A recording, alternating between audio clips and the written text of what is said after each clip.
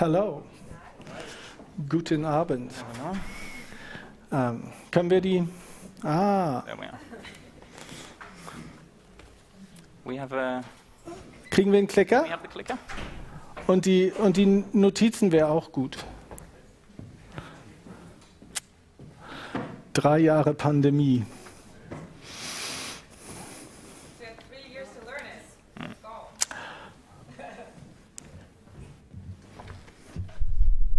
Can we have the presenter notes on the display? That would be really helpful.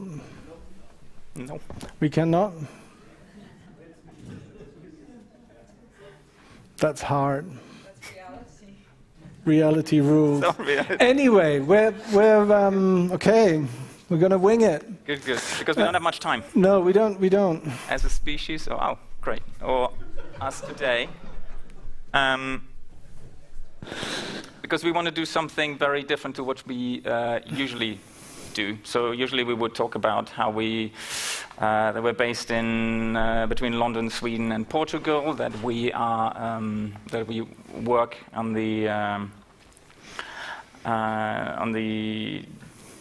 edge, or that we work on how the digitization of everything impacts us. That we work with a great team, that we have, that we look at how we react, and how a lot of things that are built in, basically from thousands of years ago, how we still use them, how they now get maybe used by technology, and how that might be what have helped us for a long time might now be becoming a bit of a hindrance, if not worse. We would have talked about how we develop work with incredible partners. We use choreography. This is a collaboration which we did with Wayne McGregor, which was done in incredible support of BMW. Culture in London, which was essentially a study in our ability or inability to empathize with machines. And can click on that. We would have talked about our rain rooms that we've done over the years and are still doing, which is a study and an exploration in how we emotionally respond when architecture becomes sentient one day, or might become sentient. What that does to us, if spaces, entire spaces, not only change their light when we enter them, but change their internal geometry when the whole physical, kinetic reaction of a space becomes possible, because that does physically impact us. We're still human beings, and I think that's what Flo was talking about before. We have really old, very archaic senses and mechanisms and algorithms installed that make us very vulnerable to with this overflow of new and rapidly developing processes in all sorts of different fields. We would have talked about how these works are becoming from ideated sentient architectures into real architectures. This is a rain room at the Sharjah Art Foundation, permanently created buildings. This is in Melbourne, really incredible architectures. But today is not what we usually do. Today is not normally day. Today is different. We will be trying to do something which we've decided day before yesterday at 11 p.m.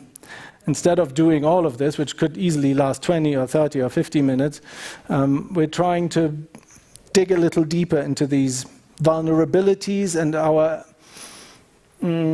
cohabitation with machines. So this is a work called Audience, and this is a collector who tries to outsmart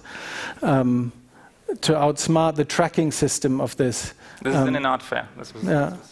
She's trying to outsmart the tracking system, and she's trying to click through. over the years, we've looked at how people respond to movement and motion, and by far one of the most interesting and most engaging ways where that plays out is flocking and swarming behavior. And we've tried so many different ways of bringing things to flock and swarm and using all sorts of really intense technology. So this is tens of thousands of light points. We've developed and bred flocks and shoals of fish and digital sheep and what have you not, and birds and insects. We've made autonomously flying, algorithmically controlled orbs which respond to people. And each other. And each other.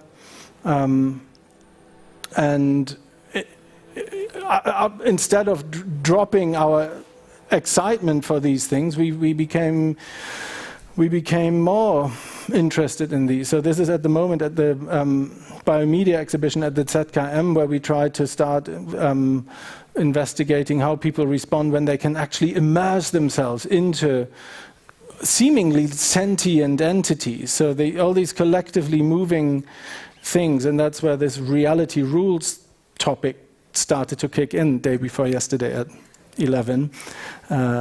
We were like, we have to, like, for a while we wanted to prototype something, and we wanted to bring this back away from technology back to our human interface. We wanted to see if we can, if we're swarming, we're all flocking and swarming. We wanted to see how, if we can compute ourselves, if we can compile a human algorithm and drive it. So that's what we're going to do. So prototyping, and that's a sort of disclaimer, we like doing that in the secrecy of our studio. We hate failing in public. This rain room, that was 4 years of this before, where people got soaked, nothing worked. But it took a long time to get to this. Today we're trying with you, hopefully, with about 40 of you, or 30, we will be trying the first step of a human algorithm. So we're going to dump a bunch of 3, 4 really, really simple rules onto each one down in the foyer, and then we're going to this is where it's headed. That's what we want to get to one day in the future with humans moving. You're going to dance a stop frame animation, if you like. And we're not choreographers, and you're not dancers, and yet, if all goes well, down there, that's what we think you can do. You're going to have a beat, it's a waltz, and you're going to be on, it's a very slow beats per minute thing, and you're going to make one step at a time, in synchrony. So that's going to be the frames. That's going to give the whole thing. We're going to speed it up later, and then slowly, we're going to develop these animations from it. Today is the first time. I think we're going to get to what, maybe 10, 15 seconds, if you're really disciplined and good. And we need your help for that. So about 40 people, size of this room. We've got 40 sheets. We'll descend down there. You'll each get your sheet, and you'll find your position in roughly this area here before the escalators. On top of the atrium. Yeah. We're going to film you from the top. That's important. So we have the top view. Please don't talk. Birds, fish, insects, they don't talk. And we want you to experience how it is to be a computer a little bit, or an algorithm. You know, in a time where DeepMind says, game's over, I think it's important that we develop tools to reimagine this new world and the new future in a way that it's not left to experts and the Googles and the DeepMinds to decide where we're headed in this new form of life. I think we have to collectively create and develop those rules, and that's messy and tricky business. So this is a very, very hands-on way to experience that. Because it's really hard to do what computers do. So you will have to do many, many things, about 5 things at the same time. It's really hard. It's going to be total chaos. But we'll try. So let's go. And so what do you have to do? So we have a starting position. So the 40 people will go down, and they will position themselves so that you're like at least an arm length away from each other within this area. And arm length is this, full length. That becomes important. Remember, you're self-organizing and emerging. Easy to imagine. And while we do this, we want to remain in that area. So for the movement, we do one step. You do one step per beat, and you can't stop. You need to move on the. It's a fairly slow. It's a half-time waltz, so it's going to be. You're going to have enough time, not too much time to overthink things. It's not going to. You don't panic. We try it. Try not to panic. So, it's a good motto. And you can't get closer to anyone else until you reach like half an arm's length. It's like I think it's a yeah. It's about before this. you Yeah. enter the very personal space.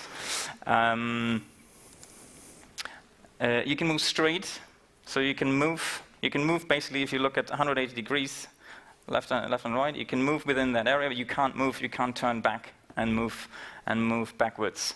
Because that would be unnatural. That would be very unnatural, yes. And we tried this, and by just looking straight to where you're heading, that's actually it kind of happens naturally. And then you should. So what happens in swarms that we think, or what we think is happening, that you, the one individual in this swarm, looks at 5 to 6 others. So you look at the 6 people closest to you, in front of you, because you have the 180 degrees, and you kind of align with them. So you move in a similar direction as the people next to you. And if you look at these 5 to 6 people, you want to create space for you. So you move towards some of them, but you move towards the least group. So if 3 people stand here and 2 here, you would move towards the two people, if that makes sense. And yes, always keep half an arm's length. You can't run into people. This is what you're aiming for. These are, well, that's the football field next year, DLD, 528 people filmed with an airborne drone. Today is the first step, and you need to help us make that. Okay. Can that run? Can you run that? Yeah. Yeah, yes. The people in the front, how do they navigate? Huh? The people in the front, how do they navigate? If you reach the end of the, if you need the... There will be barriers down there, so there will be, yeah. Yeah, but then you don't have the 5 people in front. True. Hmm? Then you don't have 5 people in front of you. Maybe we all start facing inwards. It's up to 5 to 6. It's up to 5 to 6. You'll figure it out. If you only have one, you can orientate on that one. We can't overrule this here, you know, that we need to... Okay, let's go down. We could have written the full catalog, and we know this place is full of people who are smarter than us. But you get to try it, figure it out, help us. We'll take feedback. So as quick as we can, we'll compress all the film material, we'll speed it up, and whatever result we'll have, we'll post on our Instagram, which you can find here, and I'm sure DLD will try to publish that as well. The music isn't copyrighted.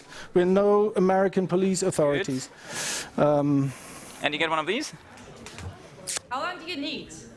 10 minutes. 3 minutes. 10 minutes. I give you 5. Okay. Be quick and be back, because Yeah. it's going to be very exciting afterwards.